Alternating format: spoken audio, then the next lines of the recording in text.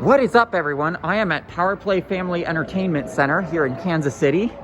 This is currently the biggest amusement park open in the city because Worlds of Fun is not doing Winterfest. So that makes me a little sad, but you know, there are certain things you've got to do, and picking up a coaster credit the day before you start a new job that's in your new area for the next couple months, that's something to do. So this place looks pretty cool with all the stuff here. It just opened for the day, so,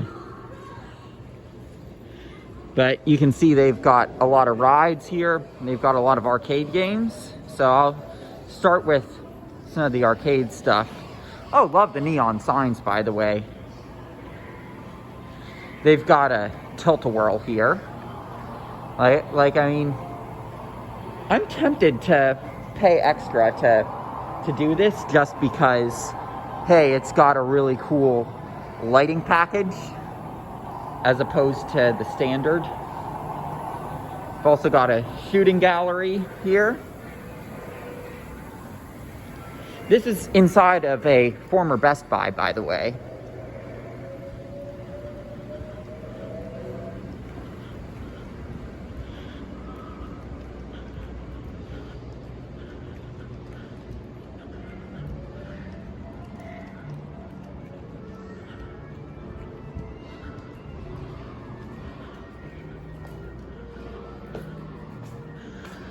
We've got an outdoor go-kart track here.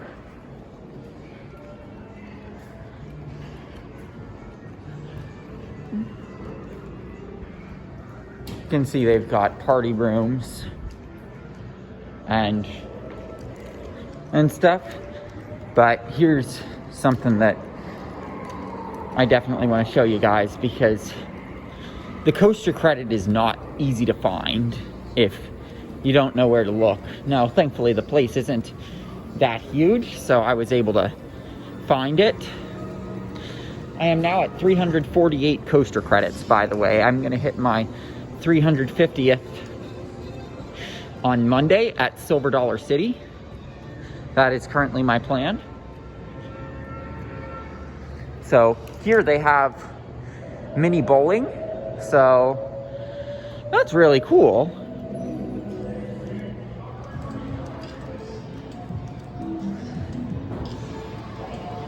Got laser tag.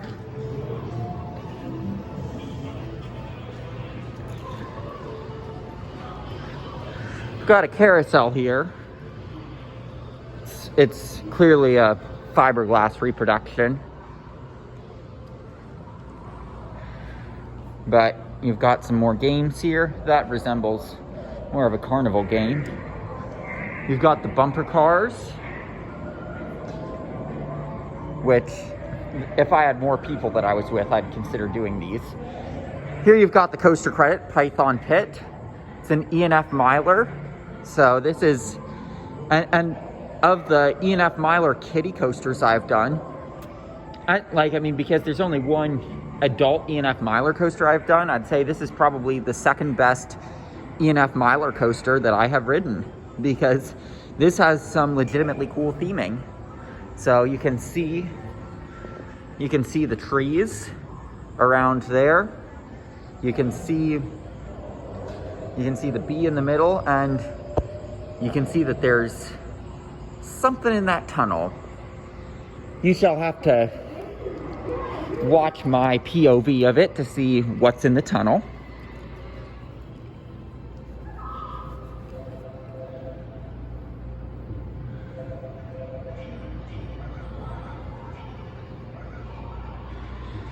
They're calling this a tribute, but you know, you don't have a band organ.